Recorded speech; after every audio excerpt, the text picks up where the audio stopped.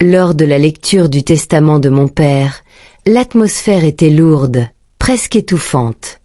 Assis face à moi, mon cousin Thomas affichait un air de triomphe.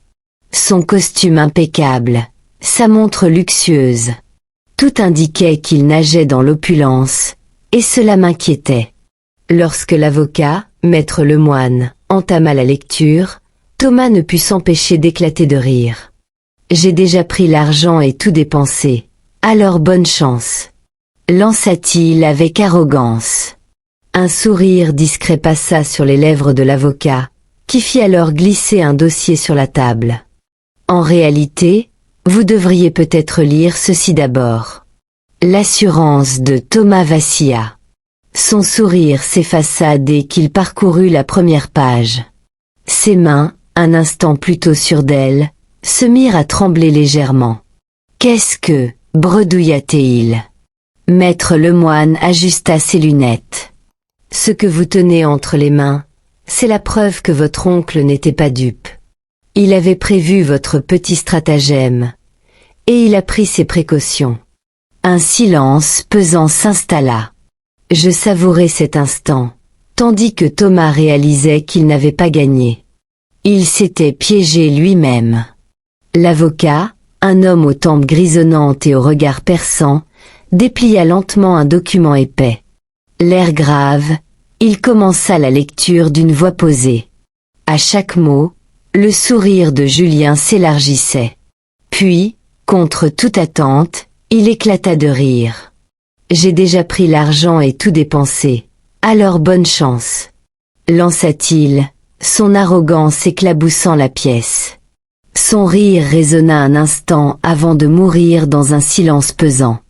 Maître Delcourt, imperturbable, esquissa un léger sourire avant de faire glisser un dossier vers lui. « En réalité, vous devriez peut-être lire ceci d'abord. » Julien arqua un sourcil, l'assurance vacillant légèrement sur son visage. Il attrapa les feuilles d'un geste brusque et parcourut les premières lignes. Son teint se décomposa aussitôt. « C'est impossible », balbutia-t-il. Je me penchai pour observer son expression, un mélange d'incompréhension et de panique. Son regard vola vers l'avocat, qui croisa les bras avec une patience mesurée. « Mon père était un homme prévoyant », dis-je lentement. Il savait à qui il avait affaire. Julien se redressa, crispé. « C'est une erreur. »« Aucunement, » répondit calmement l'avocat. « Votre oncle avait placé l'intégralité de sa fortune sous condition. Et, Julien, il semblerait que votre petite manigance ait déjà tout compromis. » Un silence lourd s'abattit sur la salle. Pour la première fois, mon cousin n'avait plus rien à dire. Méa Grant hocha la tête et ouvrit le dossier devant elle. Elle ajusta ses lunettes, son regard balayant les documents avec une précision chirurgicale. « Très bien. Commençons. » Elle lut d'abord quelques formalités, des mots vides de sens à mes oreilles, avant d'arriver aux véritables dispositions du testament. Julien s'adossa nonchalamment à sa chaise, un sourire à peine dissimulé au coin des lèvres. « À mon neveu Julien Morel. » Il se redressa légèrement, l'impatience brillant dans ses yeux. « Je lègue la somme symbolique d'1 €. » La salle sembla se figer. Julien cligna des yeux, l'expression figée dans un rictus incertain. « Quoi ?» s'exclama-t-il. Méa Grant ne broncha pas. L'ensemble du patrimoine de M. Morel a été transféré à une fondation caritative, conformément à ses dernières volontés. Julien se leva brusquement, repoussant sa chaise avec fracas. « C'est une blague. »« Je crains que non, » répondit l'avocate avec un calme implacable. Pour la première fois, mon cousin semblait perdre pied. Un silence pesant s'abattit sur la pièce. Mon cœur tambourinait dans ma poitrine tandis que le rire de Julien résonnait encore, moqueur et triomphant. L'avocate, impassible, referma doucement le dossier avant d'en sortir un autre, plus épais, qu'elle fit glisser sur la table en direction de mon cousin. « En réalité, Julien, » Je vous conseille de lire ceci avant de trop vous réjouir, déclara-t-elle d'un ton neutre. Le sourire de mon cousin vacilla. D'un geste brusque, il attrapa le dossier et tourna la première page. Son expression changea instantanément. Son teint se vida de toutes couleurs tandis que ses yeux parcouraient les lignes du document. « C'est impossible », murmura-t-il. Je me penchai légèrement en avant, tentant de voir ce qui pouvait bien l'avoir autant bouleversée. L'avocate m'épargna l'effort. Monsieur Morel avait anticipé cette possibilité. Il a mandaté une enquête sur l'utilisation des fonds débloqués avant son décès. Ce dossier contient les preuves que vous avez falsifié sa signature pour obtenir cet argent. Julien releva des yeux horrifiés vers elle. « Vous mentez. »« Non, » répondit-elle en désignant une autre feuille. « Ceci est une plainte officielle déposée avant sa mort. Une procédure judiciaire est en cours. » Un silence glacé nous enveloppa.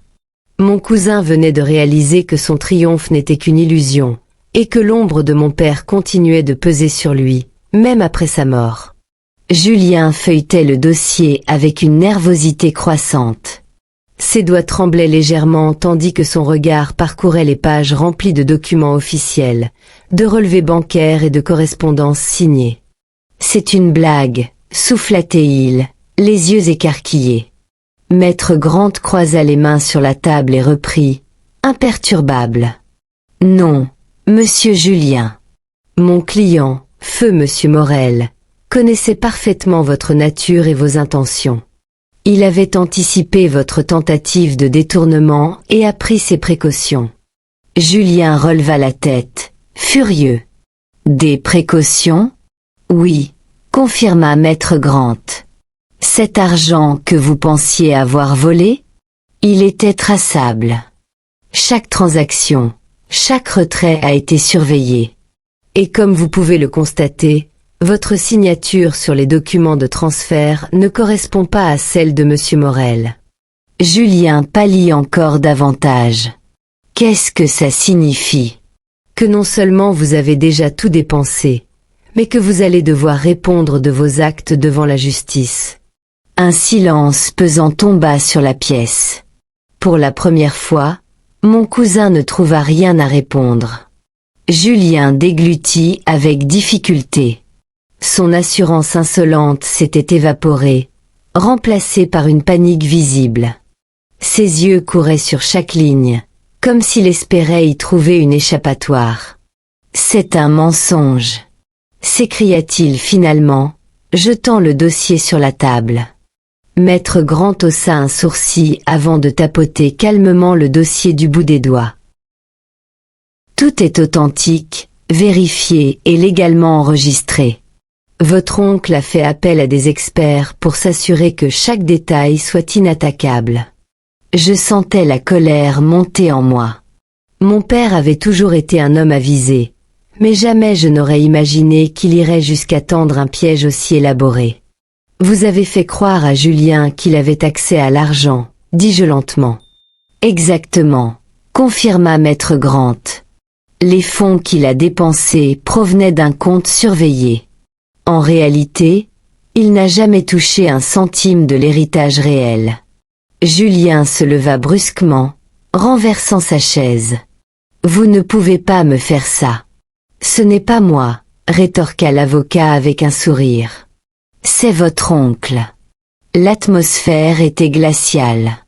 Pour la première fois, Julien comprenait qu'il avait joué une partie qu'il ne pouvait pas gagner. Julien blêmit. Son arrogance s'était volatilisée en un instant. Il feuilletait encore les documents, espérant y déceler une faille, un recours, mais son agitation trahissait sa panique. « Ce n'est pas possible. Vous mentez. » Maître Grant demeura impassible. Tout a été fait dans les règles. Votre oncle connaissait votre impatience et votre avidité. Il voulait voir si vous alliez succomber à la tentation.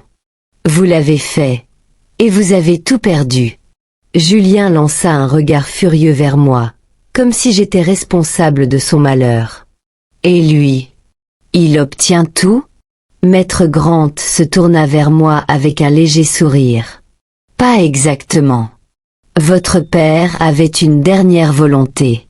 L'héritage ne revenait pas à celui qui en réclamait la possession, mais à celui qui en était digne. Je fronçai les sourcils. Qu'est-ce que cela signifie? L'avocat ouvrit un autre dossier et me le tendit.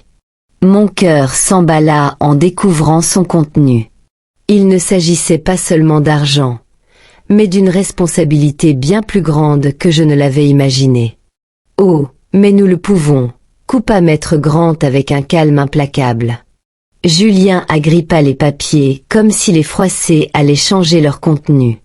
Ses yeux balayèrent frénétiquement les lignes, mais il ne trouva aucun échappatoire. Ces fonds ont été versés sur un compte temporaire, poursuivit Maître Grant. Ils n'étaient pas réellement à vous. Mon client, votre oncle, a placé une clause supplémentaire. En cas de retrait prématuré, tout investissement ou achat serait considéré comme une dette contractée envers la succession. Julien blêmit. Une dette. Exactement, confirma l'avocat. Vous devez tout rembourser. Chaque centime. Julien éclata de rire, un rire nerveux et brisé. Vous plaisantez? J'ai déjà tout dépensé. Maître Grant haussa les épaules. Ce n'est pas mon problème. En revanche, la justice s'y intéressera de près. Le silence tomba lourdement dans la pièce. Julien ouvrit la bouche, puis la referma. Son assurance avait disparu. Moi, de mon côté, je sentais le poids de cette révélation. Mon père avait orchestré cette leçon d'une main de maître. Mais que me réservait-il à moi? Julien se prit la tête entre les mains, son souffle court. Il jeta un regard autour de la pièce, comme un animal traqué cherchant une échappatoire. Mais il n'y en avait aucune. Vous ne pouvez pas me faire ça, balbutia-t-il. Maître Grant resta de marbre. Oh, nous ne faisons rien, Julien. C'est vous qui avez creusé votre propre tombe. Julien se leva brutalement, renversant sa chaise. Son visage était rouge de rage et de panique mêlée. C'est une arnaque. Une vengeance mesquine. Vous n'avez pas le droit. L'avocat lissa les manches de son costume, imperturbable. Vous pouvez bien hurler, mais les faits sont là. Votre oncle connaissait votre nature. Il a laissé un piège parfaitement légal dans lequel vous vous êtes précipité. Julien trembla. J'ai des amis, des contacts. Je trouverai un moyen de me retourner contre vous. Je me levai à mon tour, croisant les bras.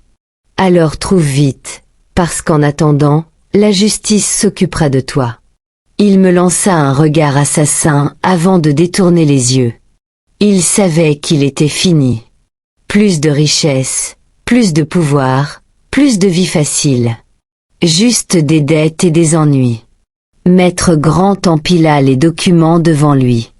Sur ce, messieurs, je crois que nous en avons terminé. Julien quitta la pièce en titubant, son monde s'effondrant autour de lui. Moi, je restai assis, songeant à mon père. Un sourire discret m'échappa. Il avait su protéger son héritage et sa mémoire.